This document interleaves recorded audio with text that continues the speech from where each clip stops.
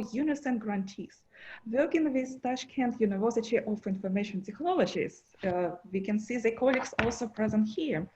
Altogether, they're working on the project on accreditation, assessment, and improving student outcomes for engineering education. As I told, we hope that our dear experts can get to Tashkent in the near future.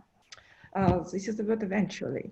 But I wanted to tell that our experts, our speakers are not new to Central Asia. Martha Merrill, an associate professor of higher education administration, visited Central Asia, including Tashkent, Uzbekistan, even in the Soviet times in 1984. Martha also lived in Bishkek from 1996 to 2001, and that's why I can see there are so many people from Kyrgyzstan today. Martha works on her research is devoted to the changes in higher education in Central Asia since 1991. Mark, our principal investigator, an associate professor and program coordinator for the Higher Education and Student Affairs program. Mark has been a peer reviewer for the Higher Learning Commission for 15 years.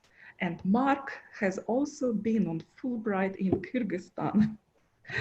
And finally, last but not least, Professor Erika Eckert. Erika is an assistant dean for assessment and accreditation and assistant professor. Brings lots of experience in accreditation because Erika specializes in the assessment development and has engaged with more than a dozen specialized accreditors. I will not spend more time on the presentations. I would like to tell that everyone, all the participants are on mute right now, but you will have opportunity to ask all your questions in our Q&A right after the presentation. You can also start typing your questions in your chat box. And as always, the recording will be available at the UNICEF website, unicenamericancouncils.org. I'll write it for everyone and on our YouTube channel. Okay, so who is going to start? The floor is all yours. All right, I'm going to start. Good evening, dobry wieczór, salamat służby. So the first thing that this is Martha Merrill, and the first thing that I want to say is that accreditation at U.S. institution in the United States was designed to accredit U.S. institutions. Okay, you can be a very good university in Uzbekistan, in Kyrgyzstan, wherever, and not meet the requirements for U.S. accreditation, because U.S. accreditation was designed for U.S. universities. And as we go through these slides, you'll see that there are many ways in which the U.S. higher education system is different from the higher education systems in Central Asia, okay? And most particularly in what we would call institutional autonomy, okay? You will find many things that you would expect a Ministry of Education to do. Institutions in the United States do themselves, okay? So first of all, accreditation in the United States is done by independent agencies, not the government, okay? The US government does almost nothing. There are a few functions, not with accreditation, but a few functions that affect institutions done by state governments. When we say state, we mean a state like the state of New York, the state of Ohio, the state of California. We don't mean the federal government, okay? Kent State University is not a Gospodarstvenny Universitet. It's more like an Oblastny Universitet. It's a state as in state of Ohio. Accreditation takes two forms. There's regional accreditation and specialized accreditation. And Mark and Erika will talk more about these later on. You might think that regional accreditation was better, that national accreditation was better than regional. Actually, no.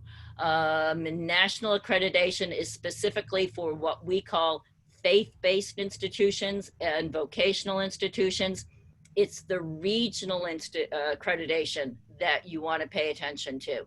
If you're thinking about having a partnership with a US institution, then make sure you know that it's regionally accredited. That's the most important. Specialized accreditation is more like accreditation and attestation in Central Asia. It's for specific programs. Regional accreditation is for the entire institution. Okay? Accreditation also is based on what we call institutional mission. When I was in Kyrgyzstan, I always used to tell people, well, you understand that the medical academy has different functions than the music conservatory, okay? If the medical academy doesn't own a piano, that's not a problem. If the music conservatory doesn't own a piano, that's a problem. When you're looking at accreditation in the United States, everything is based on institutional mission, okay? What you say you want to achieve, everything else follows from that, okay?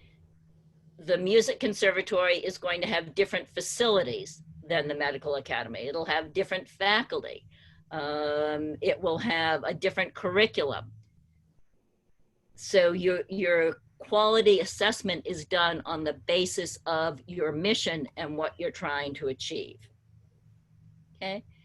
The process is an institutional self-study, peers coming to do a site visit and a review, and then a decision made by a commission. And again, Mark and Erica will talk more about these. One thing I do want to point out, in the self-study, which should be done by people all across campus, not just one dean or one vice rector, okay? If you have a problem at your institution, and in fairness, we all have problems. None of our institutions are perfect. You say that, and you say what you're trying to do to correct the problem, okay? I think a lot of institutions in Central Asia are used to saying, we do everything perfectly. You don't want to say that. People know that every institution has problems. Go ahead and say what your problems are, but also say what you're doing to correct those problems, okay?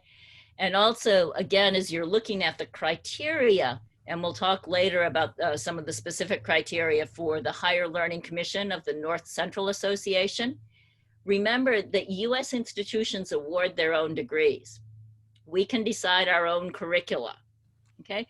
We do all kinds of things at the institutional level that would be done by ministries of education in many Central Asian countries.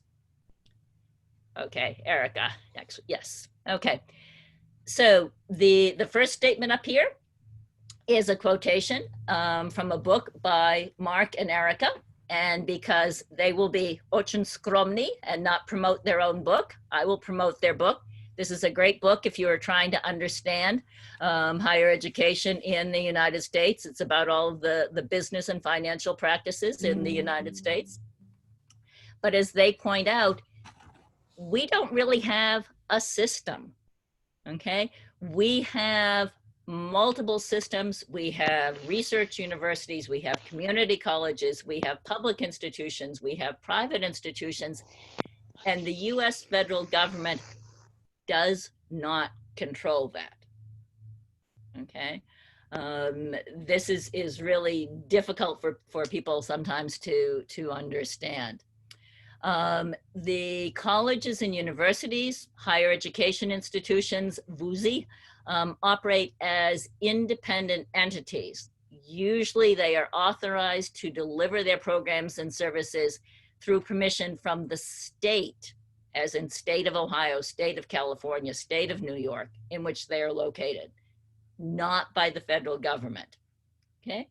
They can be state supported, meaning with tax dollars, or they can be private.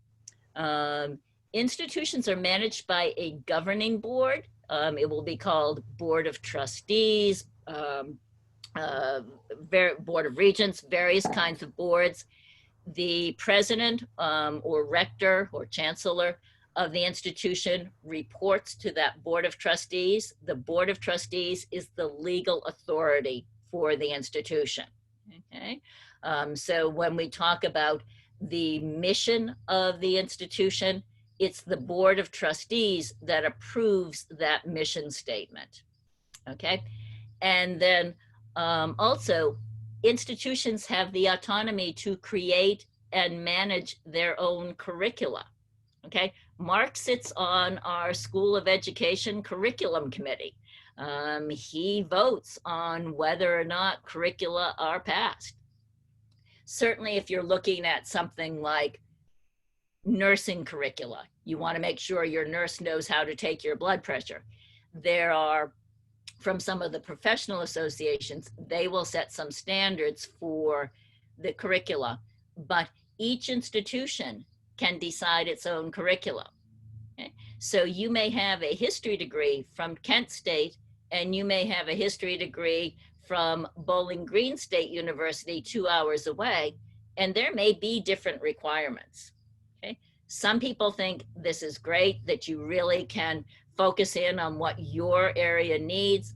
Other people think this is just crazy. You will find people in the United States argue about everything in higher education. We don't agree on anything, but there is enormous institutional diversity. When I worked in Kyrgyzstan, people would always ask me, well, how do you do this in the United States? And I would always say, no, это зависит. Okay. It depends if you're public or private, if you're a research university or you're a community college, if you're a private liberal arts. There are all kinds of ways in which it depends. And I'm afraid I made all of the rectors in Kyrgyzstan a little bit crazy. So, Erica, we can go on. Okay. Independent accreditation, as we said, is done by independent agencies, not the government. U.S. institutions do not have to have accreditation, but there are certain benefits they can't get if they are not regionally accredited. Okay, that includes that students who are attending the institution can't get loans to pay their tuition from the federal government, that if you are a research university, faculty can't get research grants from the National Institutes of Health and other federal agencies unless you are regionally accredited. The U.S. Department of Education has a list of accreditors, and the Council on Higher Education Accreditation also has a list. If you are new to the idea of U.S. accreditation, I would recommend that you go to the CHIA website and spend some time there poking around. This is really the organization that coordinates accreditation in the United States and has a number of publications and different information that you can get for free online. Okay, next. Okay, Erica designed this nice graphic. Erica is the most technologically competent of the three of us. You will see that there are relationships between the US government, state government, and regional accreditors, but the arrows point to the regional accreditors, okay? The regional accreditors are recognized by the Department of Education purely for these kinds of financial reasons, giving student loans, letting faculty apply for grants. The US government, though, notice up here in the left, delegates the power of education regulations to the state governments.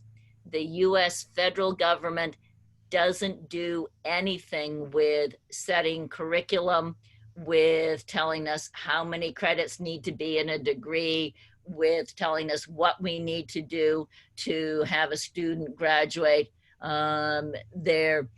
those kinds of issues are decided at the institutional level and in concert with the accreditation agencies. All right, I think Mark is next. Okay. Good morning, everybody, or good evening, I should say, Yes. for most of you. Dr. Merrill mentioned the difference between the Council for Accreditation, Higher Education Accreditation, and U.S. Department of Education. It's important, too, to reemphasize the idea that in the U.S., each state determines which institutions are allowed to operate within their borders. So just because an institution in Ohio is a recognized institution doesn't mean we're able to move over into another state to offer our degrees. We can only stay within our own state unless another state gives us permission. The accrediting agencies determine basically whether or not the institution meets a certain standard or a certain quality in order to be able to operate. CHIA, the Council on Higher Education Accreditation, is a peer group. When we say peer group, the directors of the CHIA organization are university presidents, chancellors, other university personnel, and there are some public members on that, people who are from corporate America or some political individuals who are on that board as well. Those are the individuals who determine what they're going to use to recognize other accrediting agencies. They're the ones who say that, yes, the Higher Learning Commission is allowed to accredit, or the Western states is allowed to accredit institutions. It's important to have recognition from either CHIA or from the U.S. Department of Education. You do not have to have both, but you do have to have recognition from the U.S. Department of Education or CHIA in order to be able to distribute federal financial aid dollars. And that's the important piece. The U.S. government uses accreditation as sort of the gatekeeper for financial aid for colleges and universities. When we look at the regional accreditors, as Dr. Merrill pointed out, there are regional and national. Regional accreditors are actually the more prestigious of the accrediting agencies because they accredit the institutions and they are more comprehensive institutions. They are not singularly focused. They're not vocational institutions or institutions of faith, but they are institutions that are more comprehensive.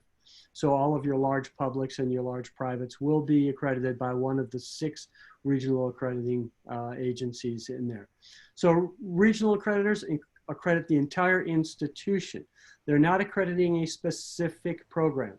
So if you're an engineering program or a computer science program or a business program, if you are at an accredited institution, your program technically is accredited, but it does not necessarily have specialized accreditation. Dr. Eckert will talk a little bit more about the specialized accreditation after I complete my portion here. But it's important to recognize the difference between an accredited institution versus an accredited program. National accreditors also accredit institutions. Again, they are more focused on vocational and or faith-based institutions. And they're not as highly regarded in the US as the regional accreditors. The regional accreditation, we've had accreditation in the United States since the late 1800s. And it's again important to recognize that Dr. Merrill had said that the regional accreditors are not affiliated with any government offices. Not state, not local, not federal offices. So these are independent agencies and they serve a particular region in the US. So for example, the Higher Learning Commission, with which I peer review for, as well as Dr. Merrill's a peer reviewer, we have a 17 state region and we are responsible for accrediting over 1,100 colleges and universities in those 17 states. And so it's important to realize the span of control that these institutions, that these accrediting agencies have. They're not small agencies. They deal with a lot of institutions. The regional accreditors are really the more prominent. As noted here, they became really important in the mid to late 1960s with the Higher Education Act in the United States. That was the act that gave them the approvals to designate which institutions are of quality to receive federal financial aid. So for us, the regional accreditation is really all about institutional quality and ensuring that institutions are meeting certain standards within that region. Meeting those standards allows transfer of credit. So if a student were to switch institutions, I know there's not as much transferring of institutions in other countries as there is in the United States, but if a student is attending Kent State and they want to go to the University of Pennsylvania, since we're both institutions that are regionally accredited, the credits will transfer to that other institution. If it was a nationally accredited institution, we are not obligated to accept those credits. So that's an important distinction. If somebody transfers from a nationally accredited institution to a regionally accredited institution, we are not obligated to accept those credits. So that's an important distinction. Regional accreditors look at an entire institution. We have 6 of those agencies. You can see a couple examples on the slides there. And recently, the United States government has allowed regional accreditors to expand their pool. So right now, the Higher Learning Commission is those 17 states. If we decided we wanted to accredit somebody from another state, now we would be able to do so. And that just happened this past year. So that's a little bit, I think, something to recognize. When you're looking at institutions to partner with, as Dr. Merrill had mentioned, it's important to focus on whether or not they are regionally accredited, not nationally accredited. Okay, I'll turn it over to Dr. Eckert, and she'll talk a little bit more about the specialized accreditation. So much, Mark. The specialized accreditors, if I may, I think are a little bit more fun to talk about than regionals because they're so different. Specialized accreditation is for specific programs, not the institution. But most specialized, actually possibly all specialized accreditors require that the institution has regional accreditation before they'll even look at them. They typically do focus in on a specific single discipline, though there are some accreditors that will do several like disciplines, and I'll talk about that in a second. But why do we even have specialized accreditors? Well, because sometimes there are disciplinary or program specific things that become important. And you tend to see it a bit more with programs that result in a licensed profession. In the United States, you have to be licensed to be a teacher, to be a lawyer, to be a doctor, to be a pharmacist, to be a counselor. And so oftentimes what happens is the state in which you would go to school would say, you cannot apply for a license unless you graduate from an accredited program. And so in the state of Ohio, which is where we are, examples of this are teaching. It says that the state says we will not grant you a teaching license unless you graduate from a program that is accredited by the Council for Accreditation of Educator Preparation. And so I have some examples on the slide of some accreditors that are often something that a program pursues because they have to pursue it. The American Bar Association is the law accreditor. Most of the time the word is in the name, but in that case I thought I would mention that. Then there is specialized accreditation you can pursue just because you want to. Oftentimes this is a prestige thing, a badge of quality, a mark of being extra great at what you do. And so some examples are AACSB International, which is an accreditor that focuses on programs of business.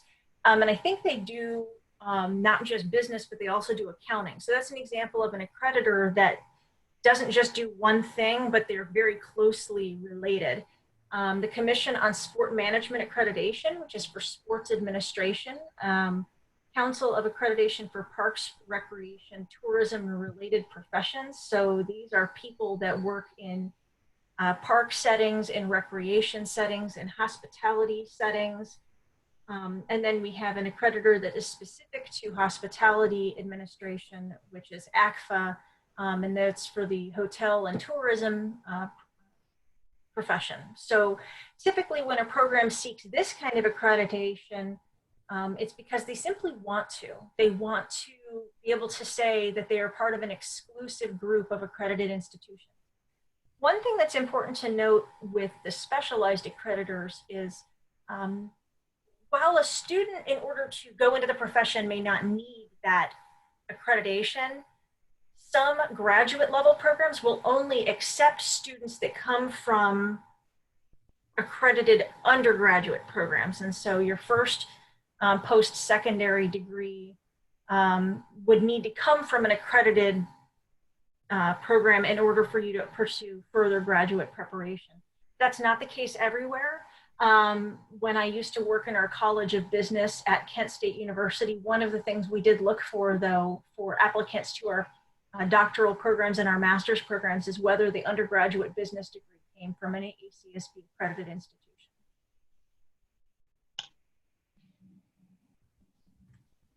So then that brings up the question, are all programs accredited?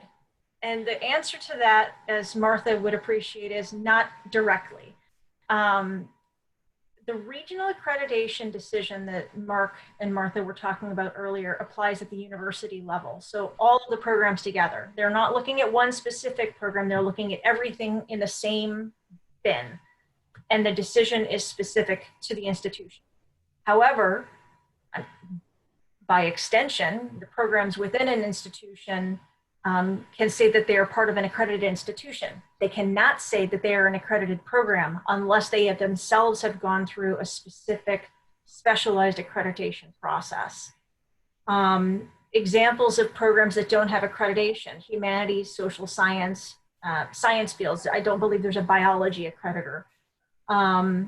History, economics, literature.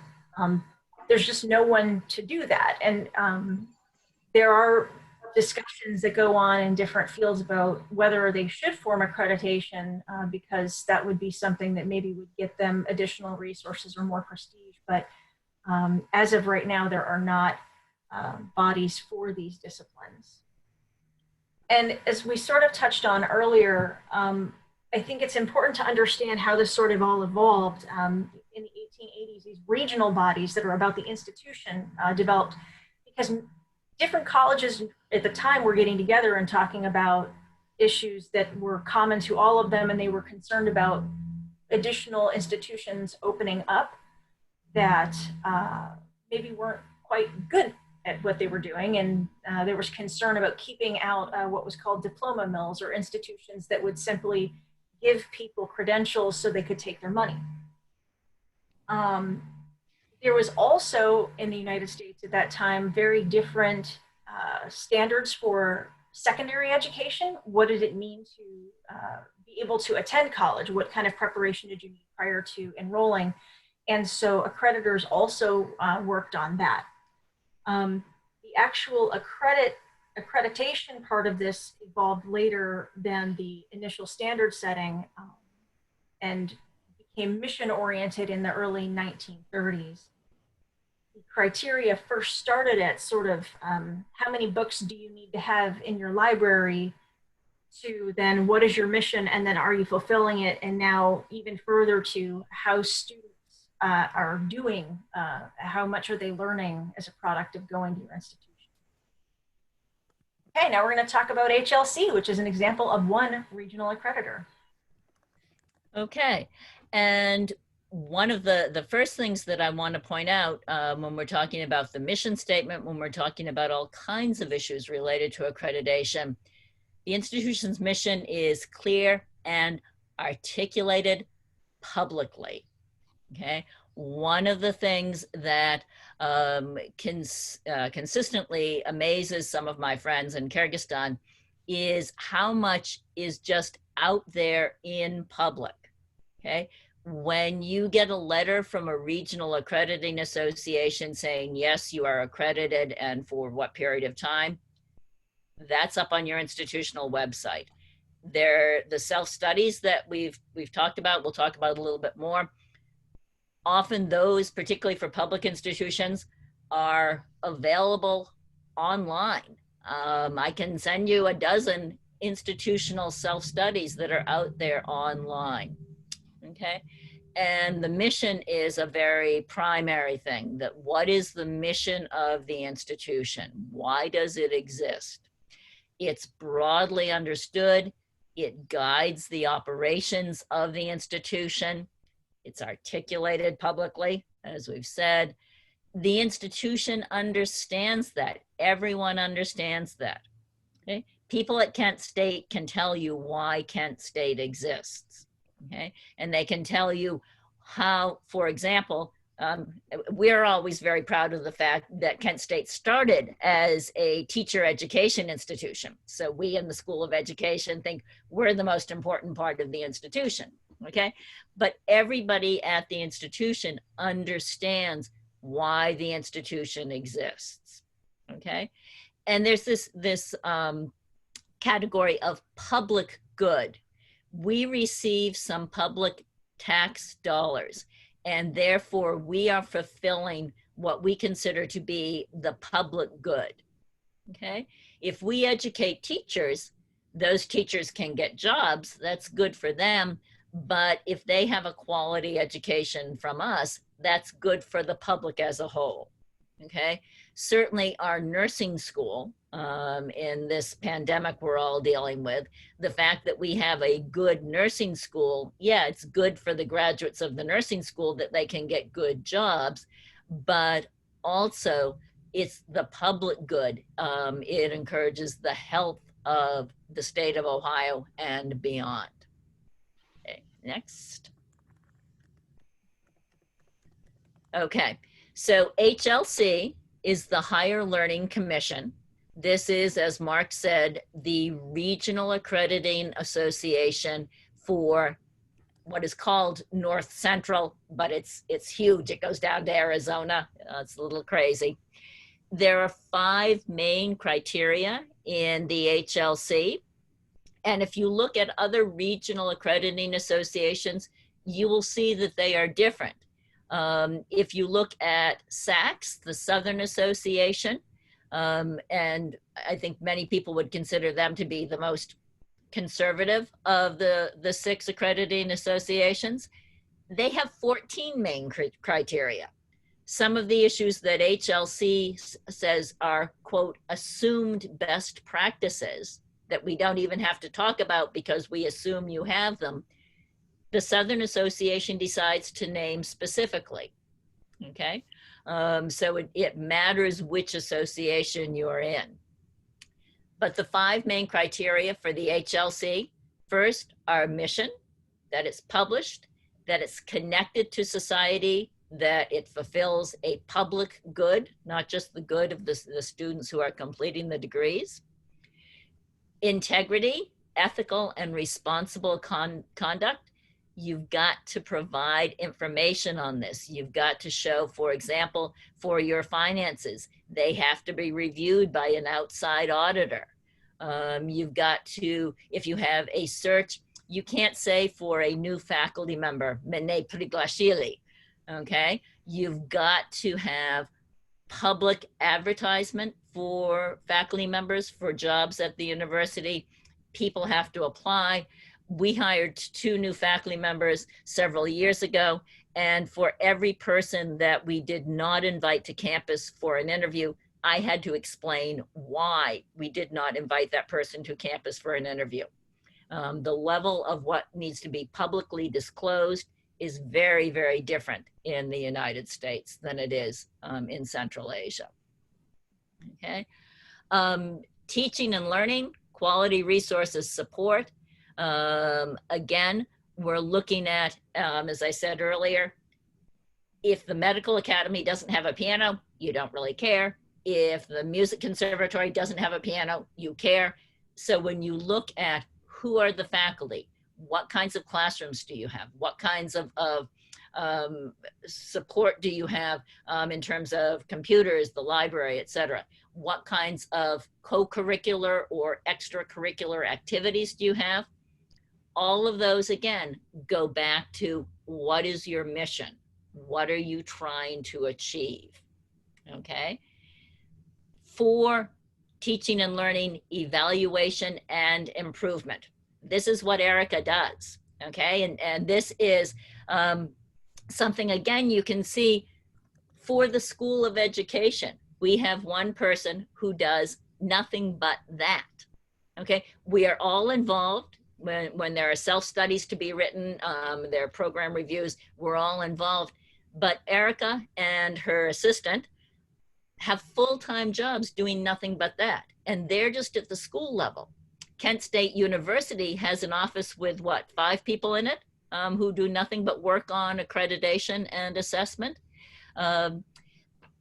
One of the other things I wanted to point out, if you're thinking about trying to get specialized accreditation from the United States or even regional accreditation, which again, it's designed for US institutions, it would be really difficult to get. Look at the kind of data you are asked to supply, okay? Universities and colleges in the United States have something called institutional research offices. They are consistently gathering data about what goes on in the university. You will be expected to provide that data, okay?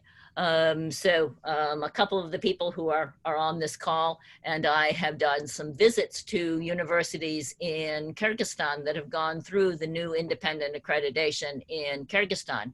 And they showed us notebooks and notebooks and notebooks and notebooks full of data and said, thank God we don't have to do this again for another 5 years. Yes, you do. If you are looking at US specialized accreditation, if you are looking at US regional accreditation, you are expected to be consistently gathering data, constantly gathering data. If you have a problem, as I said, you put in your self-study, you have that problem and what you're doing to remedy it, you've got to be collecting data showing that you are remedying that problem, okay? So all of this category number 4, that you have evaluation and improvement, okay? In the old state attestation in Central Asia and the current accreditation usually are for 5 years, and people say, don't have to do anything for 5 years. Yes, you do. If you're interested in the US, you need to be continuously improving, okay? And then the institutional effectiveness, resources, planning, universities and colleges in the United States will have strategic plans. And again, it's something that they do individually. It is not something that the US government or a Ministry of Education would tell us what your state plan is. The institution decides its goals and plans.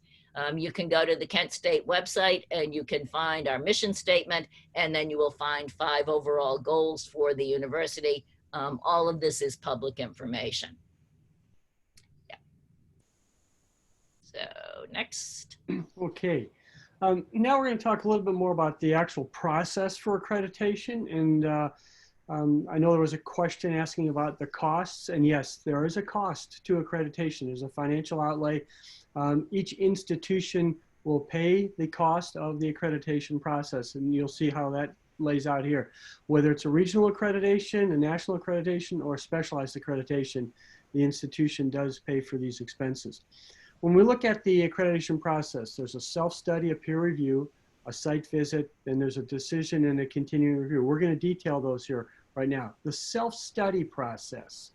The self-study is what begins in accreditation. Many of you who want to be involved in accreditation are going to get into a self-study. As Dr. Merrill had pointed out earlier, the self-study is really a detailed analysis of your institution and or program. It talks about what you do well, what you need to improve upon. It's going to ask you about the credentials of your faculty. It's going to be talking about the resources you have. So the self-study really answers a lot of questions that each individual accrediting agency is going to have. They're going to ask you to basically answer these questions and talk about why you as an institution should be accredited. What are you doing to ensure the quality of your graduates? So they're going to be looking at not only the outcomes that you have, but what processes do you have in place to ensure that your students are going to get a quality education? So for example, Dr. Merrill was talking about the curriculum process and how is it that courses are evaluated? How do you determine which courses you're going to offer at the institution? Is there a faculty review process for the curriculum? Once that faculty review process is put into place, who actually makes those decisions? How does that get into place? Who's involved along the way? Those are bits of information that each institution has to tell what it does to ensure that the curriculum is sound. You're going to have processes in place for a variety of different things. The institution needs to be clear on that. When we look at the self-study, another piece of that is going to be talking about your credit hours. How do you determine how many credits each course is worth? In the United States, we use what we call the Carnegie credit classification. We're not talking about contact hours, but we aggregate everything into a credit hour. There's a whole nother webinar perhaps for Cinia to think about putting on, is the credit hour and contact hour transition. But the credit hours are important. Is it a 3 credit hour class, a 4 credit hour class, a 5 credit hour class? And then you as an institution, how do you determine that that course is really worth 3, 4, or 5 credits? We have a review in the process that goes through that to determine whether or not you're doing that appropriately. In the self-study, there's also going to be questions about your financial stability. How is the institution funding? How can we ensure that the institution is going to stay afloat? How do we know it's going to be financially and fiscally sound for the next several years? So those pieces all go in there.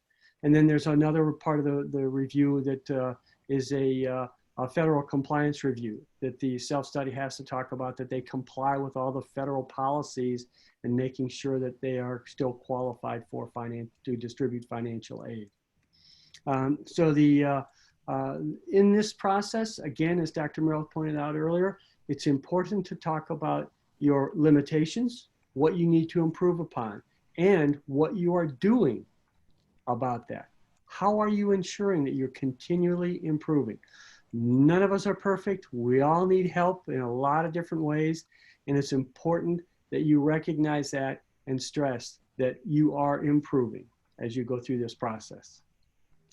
All right, the peer review process is the next step in the accreditation. And in the peer review process, this is where a group of individuals, such as myself, I'm a peer reviewer, Dr. Merrill's a peer reviewer, we will review the self-study.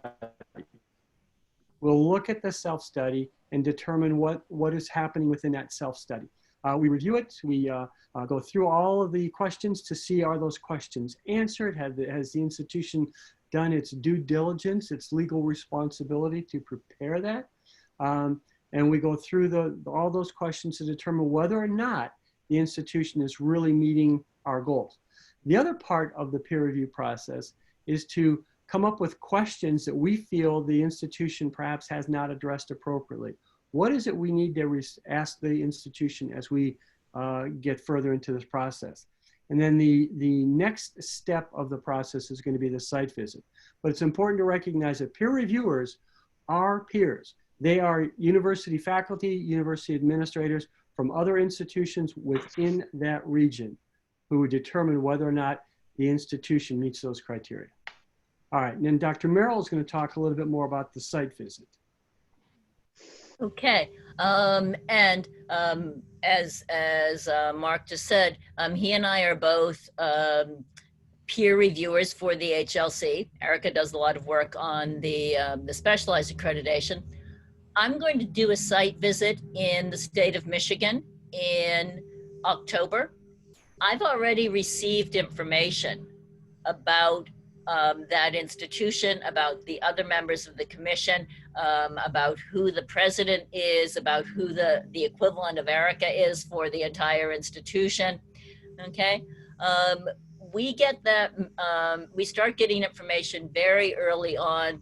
We get the self-study 4 to 6 weeks in advance, in addition to links now, it's to an online catalog, all kinds of other information. And again, as I mentioned earlier, most universities and colleges in the United States have something called an institutional research office that is consistently collecting data about the institution. And if you are planning on trying to get accreditation in the United States, look very carefully at the data that you are required to produce. In many cases, may be data that you do not have. And particularly if you're doing one of these, everybody works for the accreditation and then don't do anything for 5 years, you're not going to have the data that is required.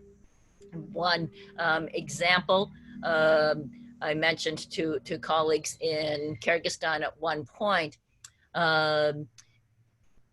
we have data, people in the United States are concerned about retention, about keeping students at the institution. It's not simply access to the institution, but what do you do to promote student learning so that students are retained, that students with different kinds of skills are able to learn.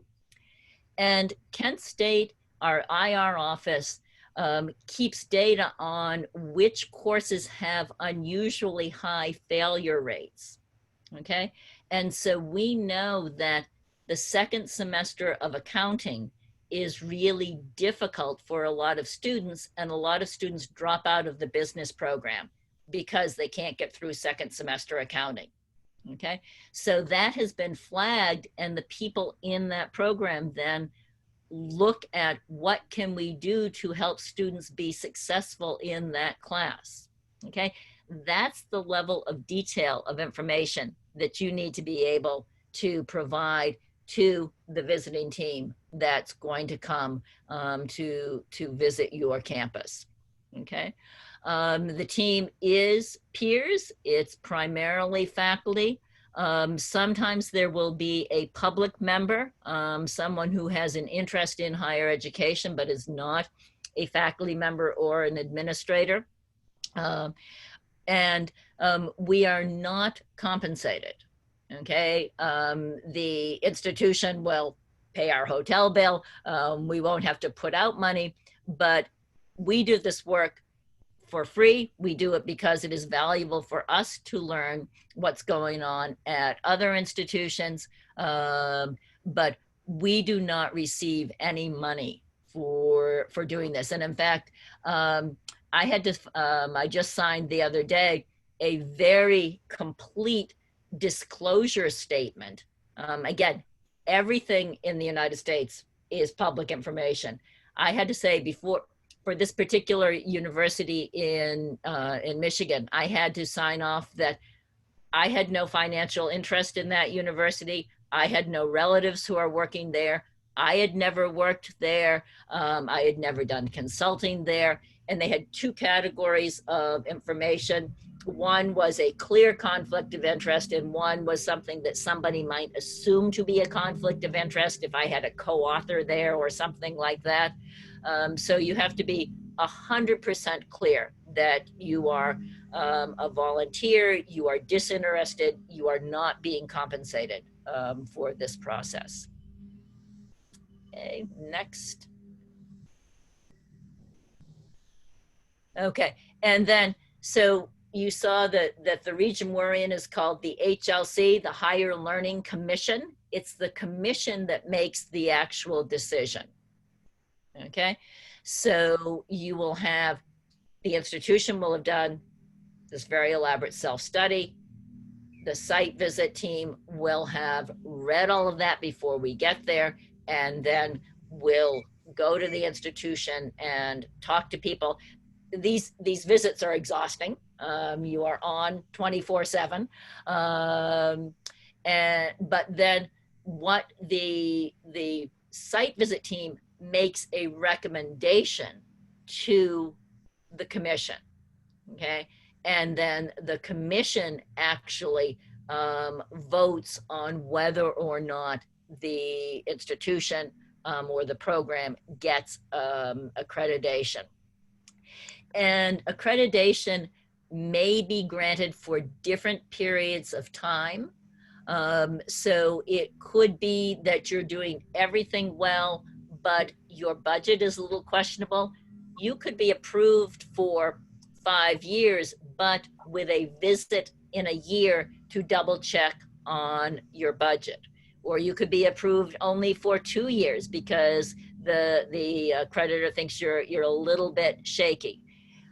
Some of this is changing. It used to be that 10 years was considered to be the absolute gold standard.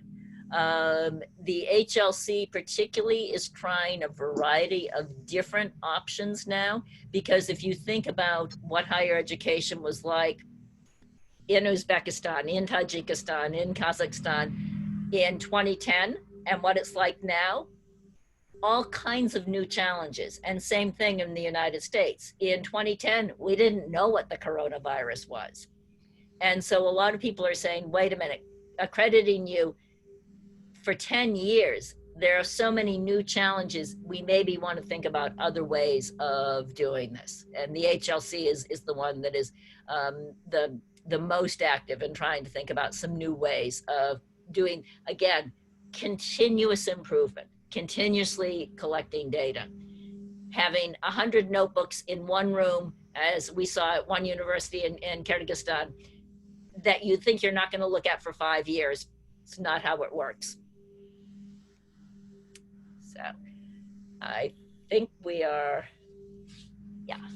Okay, and continuing review. So as I said, it's a continuous process. You never get accreditation forever. You always are doing a continuous review. The HLC has had some processes where you make reports every year. You choose particular projects you need to work on. So for Kent State at one point, as I said, we have the mission, we had the 5 overall goals. Each of our courses has learning outcomes. Programs have learning outcomes. The connection between the university-wide goals and the program learning outcomes weren't always in sync. That was something we were working on. And again, some of my friends in Kyrgyzstan were a little bit startled that I could call up the Kent State website and here's the report, here was what our problem was, here's what we're doing to work on it. This is public information, okay? So, and again, Higher Learning Commission is trying some innovative ways to go about looking at this idea of continuous quality assessment. So, and there is us, and I think we're ready to answer questions. Thank you very much, Dr. Merrill, Dr. Eckert, and Dr. Kritovich for such a great presentation. I see lots of questions coming from different universities across Central Asia. I see that Professor Eckert has already answered some of them, but I think it's a good idea to read because some other people, I'm sure, will be also interested in them. The first question is from Ahadjon. Hi, from Bukhara State Medical Institute in Uzbekistan. The question is, what is the advantage of being accredited by independent entities than state accreditation? What are pros and cons, I guess? I think that you can see that Dr. Eckert answered a little bit of that, and she says, there are no state accrediting agencies in the United States. You have to be accredited by an independent agency. So the government is not the accreditor, it is the independent agencies. Mm-hmm. Thank you.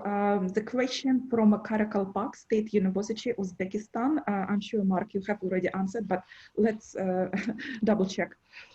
Could you please tell about the payment criteria? Does an institution which applies for the accreditation itself pay some payment? Obviously, yes, but the question is also how much?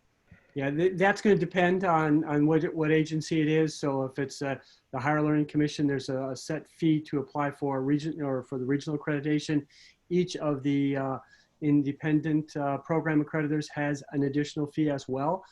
So if you're going to go for ABET accreditation, you have to pay ABET. If you're going to do AACSB, you pay the business accreditor. So that's all going to depend.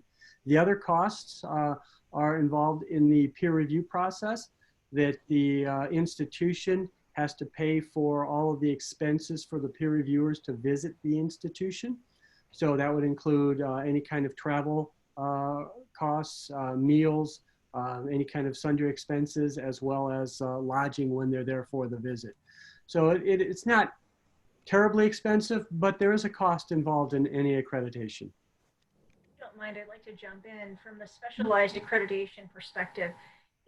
The fees vary wildly by organization, and so some are extremely expensive, and you do pay usually at every stage in the process: the first application, the submission of a self-study, the site visitor expenses. There may be just a blanket fee for doing a site visit, and then there's often annual fees, and that's something that I think people don't realize about accreditation. Is you're paying in US dollars several $1,000s a year simply to maintain your status, and you have to submit a report every year usually. And this is annual fee, correct? Yeah. Thank you very much, Mark and Erica. We have the next question from Sherzod from Tiani, Uzbekistan. How credits differ when applies to social sciences and humanities and engineering courses? Sherzod writes that engineering class needs more time to understand, and credits based on classroom hours, self-study time, or number of practical classes. This is a question. I remember that you mentioned that some programs, let's say in social science and humanities, are not accredited, but could you please elaborate a little bit on the difference? Well, when you look at the credit hours, again, that's the individual institution determines how many credits a course is worth. So you may have a sociology class or a history class that you think is a 3 credit hour course. You may have an engineering course that's worth 5 credit hours. Because you have the extra work, the load involved, there's you may determine that it just takes that much more time for that particular course. So it's up to the institution, and if you're going through accreditation, you're going to need to look at what are the accreditation standards. What is it that ABET is going to require for an engineering course? They say it's a 3 credit hour class or 5 credit hours. They may say you need 12 credits of mathematics. You may need so many credits of thermodynamics or something along those lines. You're going to have to look at how that fits in with your particular institution, and then be able to justify your decision and say, this course really is worth 5 credits, not 4 credits. Why is it worth those 5 credits? And be able to answer that to the accreditor. So it really is institution driven, but the accreditor is going to give you the guideline of what you need to have, especially for the specialized accrediting programs. Yeah, thank you very much, Mark. And our next question comes from Kazakhstan, from Demirel University, from Bibish. Bibish asks about correlation between university ranking and accreditation in the US. How rankings are reflected on accreditation and vice versa? On the one hand, there's absolutely no relationship between rankings and accreditation. It just isn't. The rankings are more popular. It's a significant portion of how an institution is ranked is determined by how other people feel about that institution. They send out a survey to college presidents and college deans and say, what do you think of this school? How would you rate them? So there is absolutely no correlation or connection between rankings and accreditation. Thank you, Mark. And we have one more question from Bibish. The question is, how is student voice used for accreditation, course evaluation? Are they taken into account? Yes, student voice is important. When we do the peer review process and we visit an institution, one of the things we look at is we will meet with students. We'll find out how students feel about the program. We're going to try and determine whether or not students believe they're getting a quality education.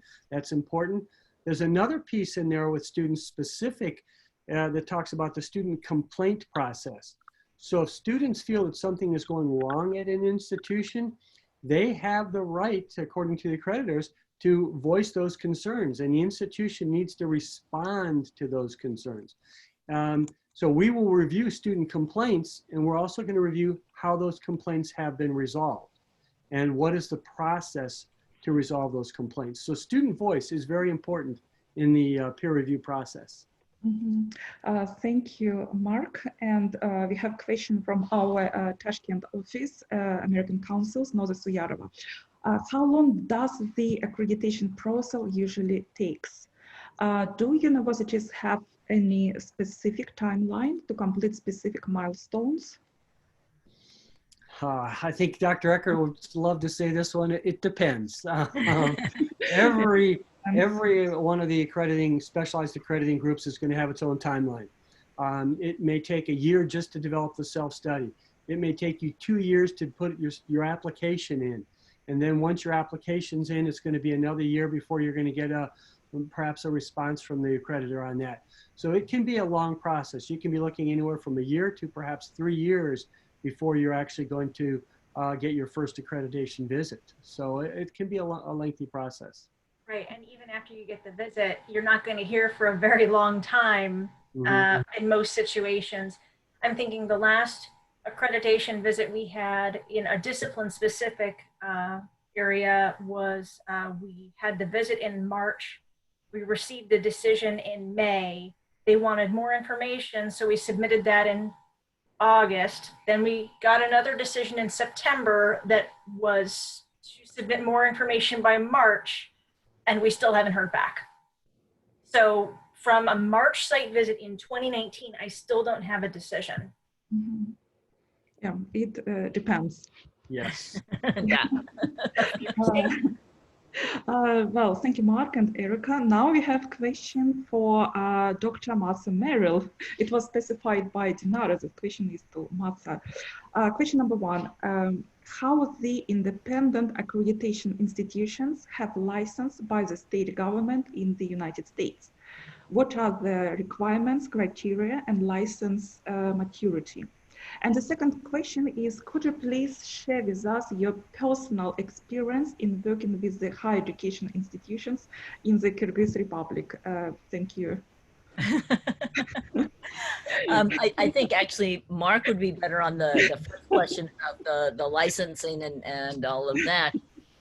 For me, working in Kyrgyzstan, as Ksenia said, I was there for 5 years, and I go back all the time. I go back for my sabbatical. I go back every summer. I'm a little crazy being in Ohio in the summer.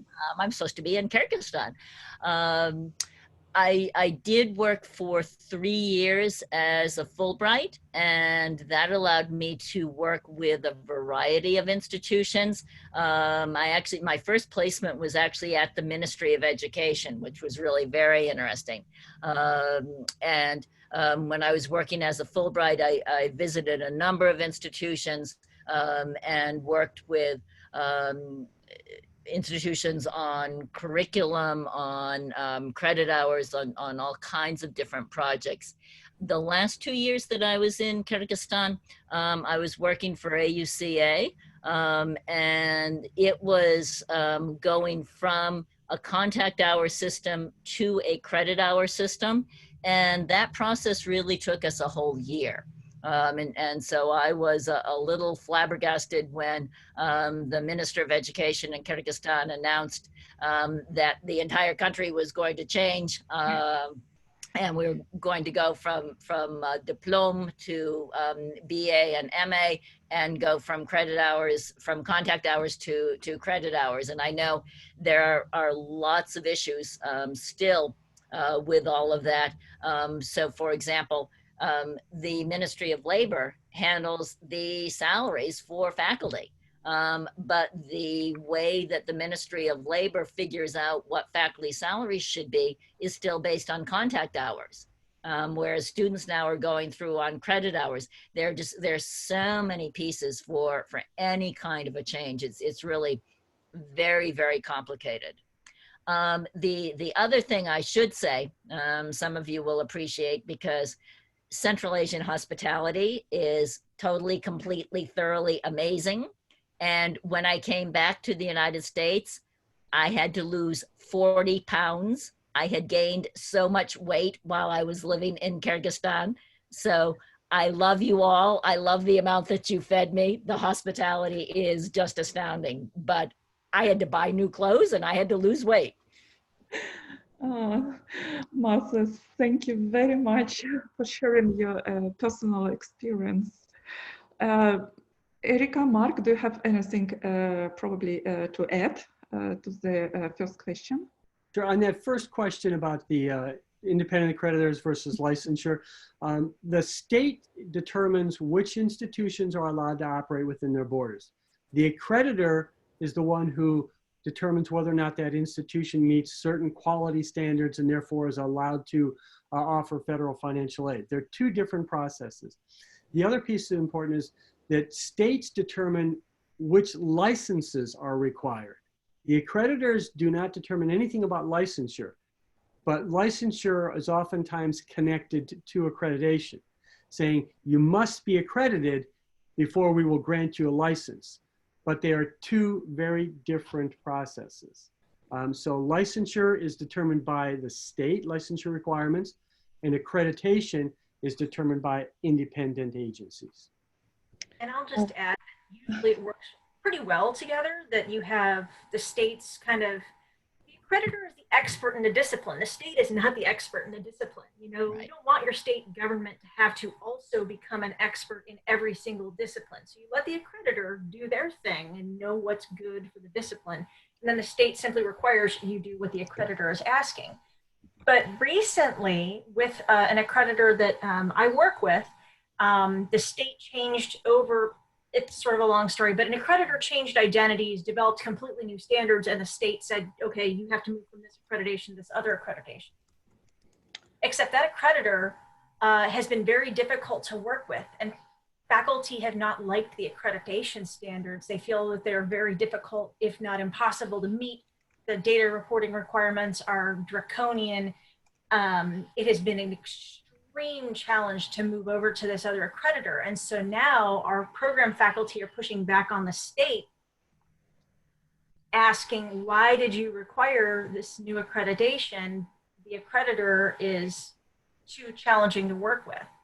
And so we are running into a bit of an issue where usually it works fine, that the accreditor knows the discipline and they do great with it. But the state may make a change and change accreditors, and then the faculty may struggle with that. So this is an isolated case, certainly not common, but it is important to understand that the reason the accreditation is separate from the state or the government is because the accreditor is the disciplinary expert. Mm-hmm. Thank you very much, Erika. And since the rules are so draconian, it means that it can be cancelled for whatever reason. And Bigis from Nokus asks whether you could provide us with some examples on the cancellation of accreditation. A cancellation of accreditation? Sure. Mm-hmm. I've actually been involved as a specialized accreditation person. I've been involved in a few where an institution will submit their self-study. And as part of that process, what happens is the peer review team reviews the self-study and they will issue a list of questions or things that they want to know more information about before they come do the site visit. And that will help the institution prepare for what is coming next. I have been on site visit teams where we have issued that list of questions and the institution that we were going to go visit says, you know what, we quit, we're not doing this. And they didn't have to have the accreditation, and they realized based on the list of questions, they probably were not going to be successful in securing accreditation. So they withdrew from the process to avoid being told they had failed. So that's one instance in which that has happened.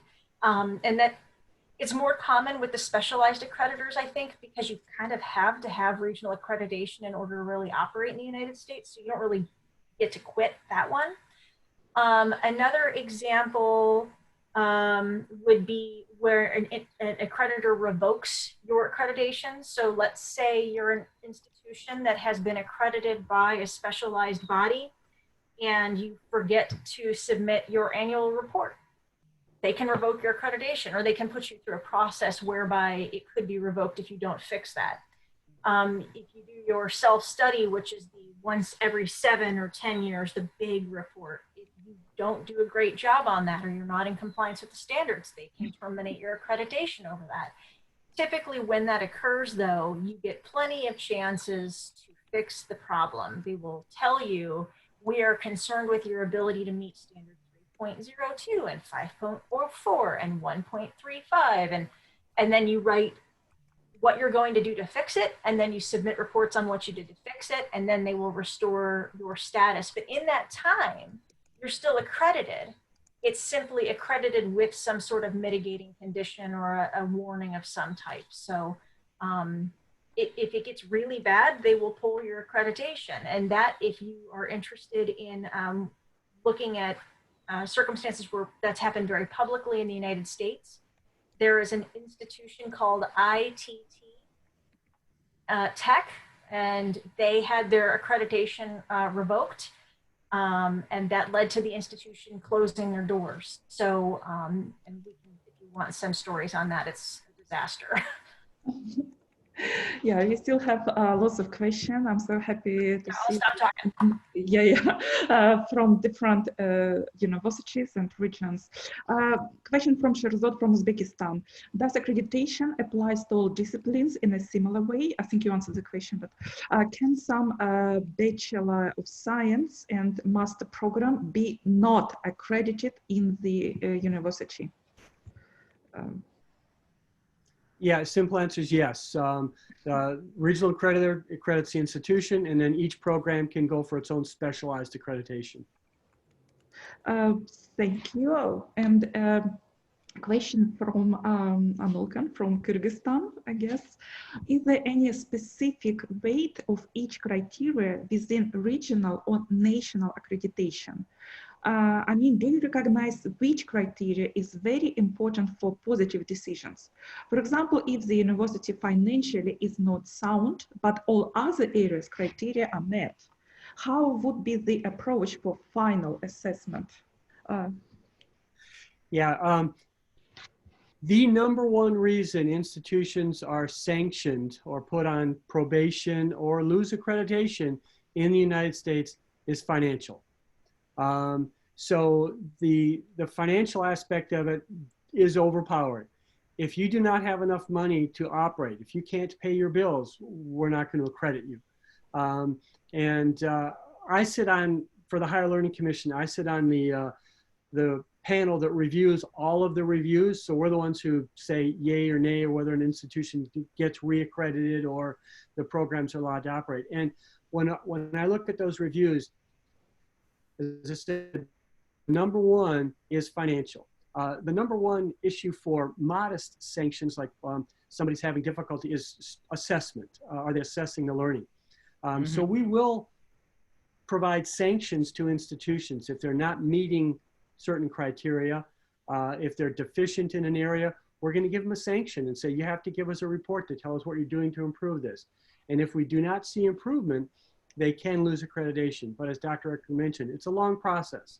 But the finances are the most worrisome in every institution. And right now, we're experiencing a great deal of financial difficulty in some of these institutions because of the COVID crisis.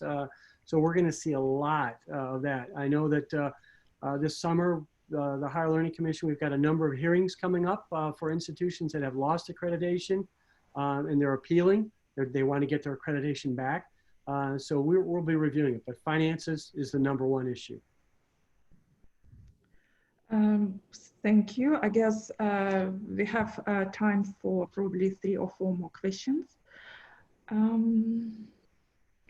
One more question. How many times a year the Higher Learning Commission is gathered for taking decisions on accreditation?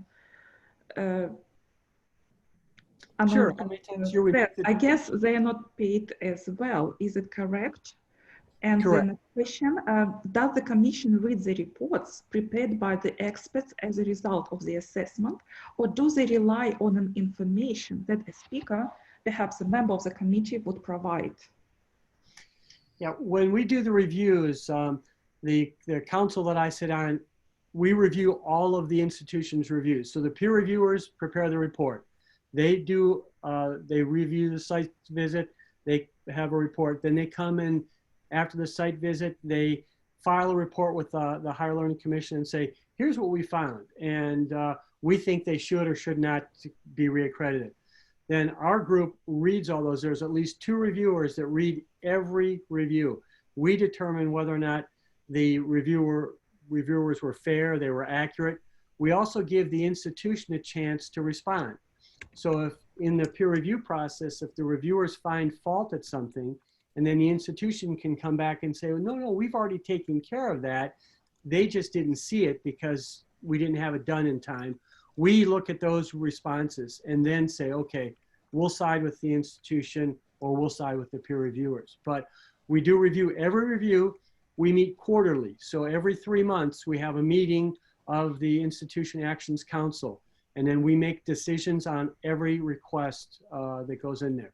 We make decisions on things like whether or not an institution can add a new program, whether they can add a new campus, whether they can offer distance courses. So there's a lot of decisions that we have to review, but the overall accreditation piece, every quarter, we go through all these reviews.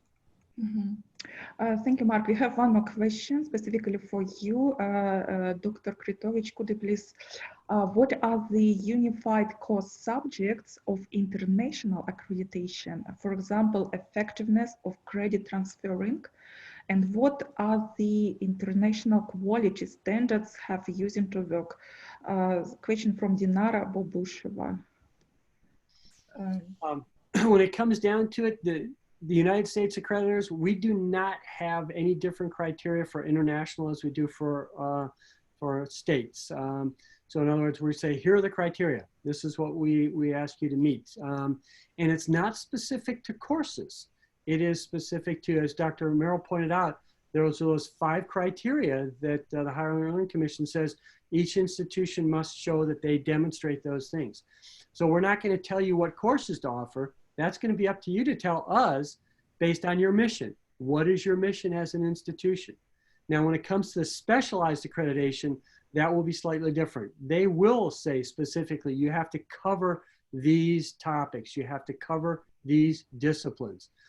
So, you need to have certain courses that deal with these different aspects. So whether it's a business or engineering, communications, depending on what your accreditor is, make sure you look at those specific criteria. There won't be any different standards between international and national. They're going to be the same criteria, whether you're going to be in Uzbekistan, Turkmenistan, or New York State. So you have to meet those criteria. But there aren't specifics like that for the regionals. Mm-hmm. And we have a question, how about medical education, since we have several medical institutes present here. I did a quick note on that there is a specialized accreditor for medical education, but there also are zillions of specialized accreditors for different subfields within healthcare. If you look at community college accreditation, you will see that they have tens, dozens of accreditations often, because they'll have a nursing accreditation, they'll have a respiratory therapist accreditation, they'll have an occupational therapist accreditation. That for every specific subset in healthcare, there is an accreditor to make sure that that group is appropriate, is of quality. But there is a separate medical accreditor that will accredit medical schools. Mm-hmm. Thank you very much, Martha. And I believe this is our last question for today, unless you have 3 minutes to write one more. So the question is, does a university have a chance to look at the expert's report before receiving the final decision? and whether they can comment and contribute to the report before it's actually approved. A question from Anolkan Umankulova from Kyrgyzstan, I think. Yeah, and Mark can answer this, and I can answer. I was actually just typing to Anola, but you beat me to it. In my experience, and Mark can correct me if I'm wrong, because actually in this case, I'm talking about some of my middle states experience, because I used to work in New Jersey and I was on the middle states accreditation there. We always provided, we had a closing meeting, we always provided our recommendations to the administration. I was at one interesting closing ceremony where the upper level administration invited the entire community to hear our closing remarks. We had probably 150 people in the room, and the administration said, we want to be completely transparent about this. We think we're a good institution, but we want to be completely transparent about our strengths and our weaknesses. And it was pretty amazing. It was a huge number of people. From the Higher Learning Commission, we do allow them to review it. So the peer reviewers will submit the report to the commission and to the institution. The institution, there's a separate form that's an institutional response form, and they can check a box that says they agree with the peer reviewers, they disagree with the peer reviewers, and they'd like to file an amendment. And so we do give them the option to correct anything that they feel was wrong. Thank you very much. And it's not a question. It's thank you for such an interesting feedback. And you're welcome to Bishkek, Kyrgyz Republic, and Kyrgyz Economic University has been waiting for you. Yeah, tam было раньше. Yeah. Yes, and Dinara also provides her contact details. I would be very happy to share with you. And welcome to Bukhara State University, and I'm sure our participants who came from all the universities from Kazakhstan, Kyrgyzstan, Uzbekistan would be very happy to see you once you can get to Central Asia. Well, fingers crossed it can happen in the near future, well, eventually. We still have, welcome to Uzbekistan State World Languages University and so on. Well, I'm so happy to see such a great interest coming from different universities. And I'm sure people have more questions. So for this purpose, I left my email. My name is Ksenia Ivanenko. I work at the American Council's Washington, D.C. office. You can also write me in Russian. And I will be very happy to share all your questions, all your feedback with our experts from Kent State University. And as always, you can go to our website, which is unicenamericancouncils.org, and you can find this brilliant presentation available on our YouTube channel. Thank you very much. It was really our privilege to have Dr. Erika Eckert, Martha Merrill, and Mark Kritovich. Huge thanks to them, and well, applause, I'm sure, from all higher educational institutions across Central Asia. And I see lots of invitations to Fergana, to Narkhos, to Bukhara, and Kazakhstan.